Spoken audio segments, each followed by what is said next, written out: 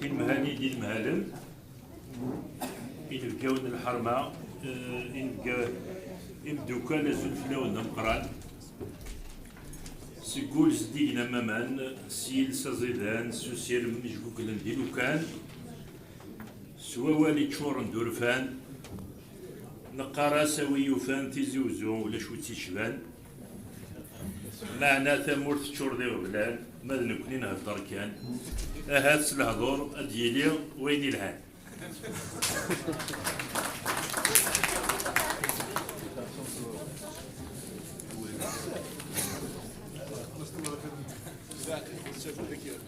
Bien, Monsieur le Président, je sollicite de votre générosité, votre gentillesse, un peu plus de temps parce que j'ai vraiment préparé donc mon intervention s'étale sur deux volets. Le volet donc de l'ordre du jour principal qui est l'investissement et les divers. Donc nous venons d'écouter les exposés des différentes commissions en ce qui concerne l'investissement. Ce sont de beaux exposés au demeurant qui éclairent notre lanterne sur l'un des secteurs clés du pays en général et de la Wilaya Tizi Ouzou en particulier. J'en retiens donc trois questions principales qui ont été évoquées par Monsieur le Président de la Commission investissement. Donc, qui bloque l'investissement, pourquoi le blocage et à qui profite ce blocage? Si nous arrivons à élucider ces mystères, nous aurons réglé 90% des problèmes et nous aurons au moins avancé d'un pas. Depuis le début des interventions, je n'ai entendu que des mots négatifs et des phrases désespérantes. Aucune avancée enregistrée, malgré les efforts. J'ai entendu impossibilité, opposition, incapacité, malheureusement, gel, délaissé, ignoré, abandon, état primitif, blocage, perte économique et j'en passe. Et si on se lance dans une litanie de vœux pieux, on souhaite, on espère, on doit, il faut, etc., on peut attendre. Moi je dis, quand on veut, on peut. Et quand on peut, on fait. Sinon, ça ne sert à rien de faire des vœux, même à la veille d'une nouvelle année. La première des remarques à faire est l'inégalité, la disparité de la répartition des zones d'activité à travers la Wilaya Tizi Ouzou. 18 ZAC et 3 zones industrielles et aucune du côté sud-ouest de Tizi Ouzou.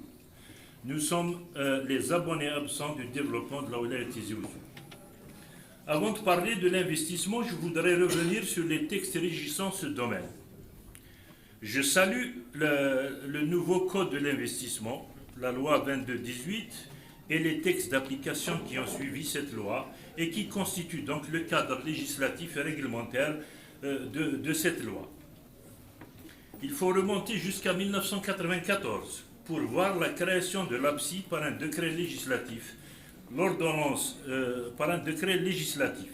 L'ordonnance 103 de 2001 a institué l'ONDI 1 et la loi 16-9 de 2016, appelée loi Bouchouareb à l'époque, a institué l'ONDI 2 et la loi 22-18 a institué ce qu'on appelle actuellement l'API. Parmi les nouveautés apportées par cette loi, il y a donc évidemment le changement de nom et la création d'un guichet unique réservé pour les grands projets et les investissements étrangers.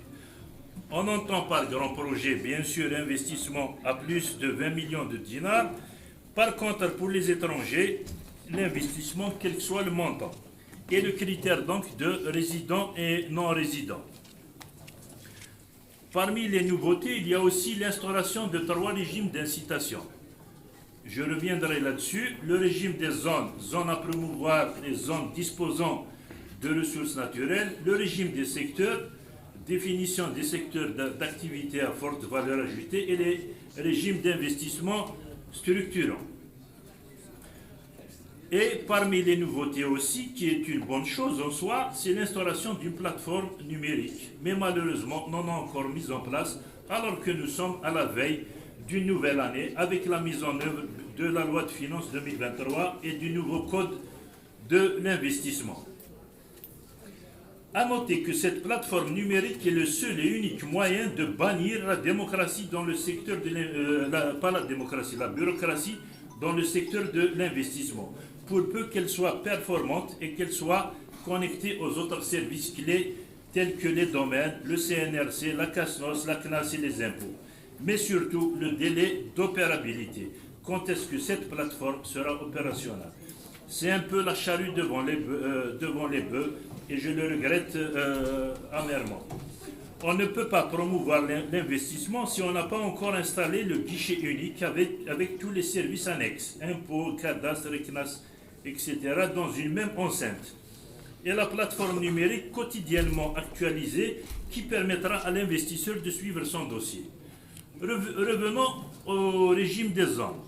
Pour la Ouya Tizi Ouzou, dans la liste des zones à promouvoir, j'ai la liste ici, je me la suis débrouillée. Il y a 34 communes sur 64 de zones à promouvoir. Et dans la liste des zones disposant de ressources naturelles, il y a 38 communes. Notez qu'il y a des communes qui sont à la fois zones à promouvoir et zones disposant de ressources naturelles. Et je suis étonné. Et il existe une liste qu'on appelle liste des communes exclues du régime des zones. Je suis étonné, estomaqué de ne pas retrouver ma commune, Ouassif, ni dans la zone à promouvoir, ni dans la zone disposant de ressources naturelles. Par contre, elle est dans les communes exclues du régime des zones, c'est-à-dire qu'elle ne bénéficie pas des mesures incitatives. Yarham Babakoum, en quoi Ouassif est riche, en quoi elle peut être exclue de... Déjà, même Assif, fils de Ouassif, Yaqor. Donc je ne vois pas comment Ouassif peut être une zone exclue du régime incitatif, du régime des zones. Elle est classée au même titre que Azazga, au même titre que Tizi Rachid et au même titre que Dela Ben Khaddam. C'est un peu, je trouve que... Alors la situation géographique, les richards de la région ont fui la région, les intellectuels aussi, je trouve ça, et non seulement Ouassif, mais je trouve aussi, je retrouve Athiani. Beniani aussi est une commune exclue du régime des autres. À part le FTA, il n'y a rien dans la région. Elle est exclue, c'est-à-dire maintenant ce qu'on veut dire, c'est que les investisseurs ne sont pas encouragés à venir investir aux Ouassif et à Beniani. Parce qu'il n'y a pas de mesures incitatives comme la réduction des impôts et de toutes les charges inhérentes. La chose bizarre, c'est qu'en cherchant à comprendre un peu ce phénomène et en fouillant dans mes archives, j'ai trouvé que cette liste date de 1992. C'est la même liste qui a été reconduite maintenant. Comble du hasard, c'est l'actuel président de la République, alors ministre délégué aux collectivités locales auprès du ministre de l'Intérieur, qui l'avait signé. Voilà donc mon point de vue sur l'investissement dans notre wilaya. C'est un constat, je crois, partagé par tout le monde, même par l'administration chargée de créer, d'accompagner et de promouvoir l'investissement. Des lourdeurs administratives, des bâtons dans les roues, des lenteurs dans le traitement des dossiers, mais surtout quand il y a de temps en temps des projets, il y a du retard, toujours du retard. Nous n'arrivons pas à réaliser dans les temps un projet. Ce qui me fait dire qu'en matière de retard, nous sommes très en avance. Et en matière d'avancée, nous sommes très en retard. Pour terminer, je dirais que je terminerai mon intervention sur les investissements, sur cette citation qui m'a été envoyée par un ami.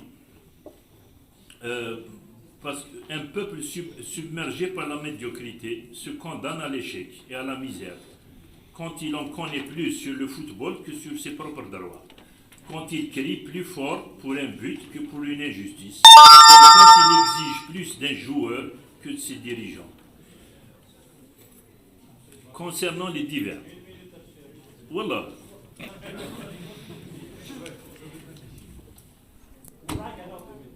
Merci. Côté santé, donc il y a deux sérieux problèmes de santé publique à Tizi Ouzou. Le premier, c'est la rage et le deuxième, c'est la brucellose. Jusqu'en novembre 2022, mon intervention, c'est plus des propositions, des constats et des propositions. Je n'ai ni l'intention de perturber, ni de crier, ni de faire quoi que ce soit.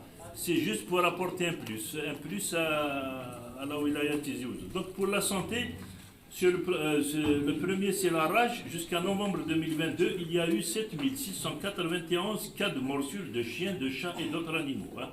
À l'échelle nationale, nous battons le record. Sachant que la rage est mortelle, s'il n'y a pas eu de décès, c'est que les services de santé font leur travail correctement et que les vaccins antirabiques sont disponibles. Et s'il y a eu autant de morsures, c'est que quelque part il y a négligence et laisser aller. La santé ne peut pas régler toute seule tous les problèmes de santé publique. La DSA doit s'impliquer, les APC doivent intervenir pour l'abattage des chiens errants et doit intervenir constamment. Dans toutes les communes où je passe, on constate des chiens errants et surtout l'insalubrité qui les attire au fait, due à la mauvaise gestion des ordures. La lutte contre la rage passe par l'abattage des chiens errants, l'instauration d'une fourrière pour chiens, gestion adéquate et efficace des ordures ménagères et la surveillance permanente des carnets de vaccination des animaux domestiques. Le secteur de la santé assure sa part de lutte contre la rage par la disponibilité de vaccins et des sérums, la vaccination et la prise en charge médicale des mordus. La preuve, c'est qu'il n'y a aucun mort par rage depuis 2 ans. Ça, c'est dû à la prise en charge effective des cas de morsure au niveau de chaque polyclinique. Charge aux autres secteurs d'assurer leur travail. Cette lutte se concrétise. Si cette lutte se concrétise, Monsieur le Wali, Monsieur le Président, ce sera une économie en argent pour le pays et pour la région, une limitation de l'absentéisme et surtout une protection pour notre population. Le deuxième problème de santé publique, c'est la brucellose. La brucellose, elle ne tue pas, c'est vrai, mais elle a des complications. Rien que pour le mois de novembre et décembre 2022, il y a eu 76 cas de brucellose, dont certains cas sont compliqués, hospitalisés jusqu'à aujourd'hui.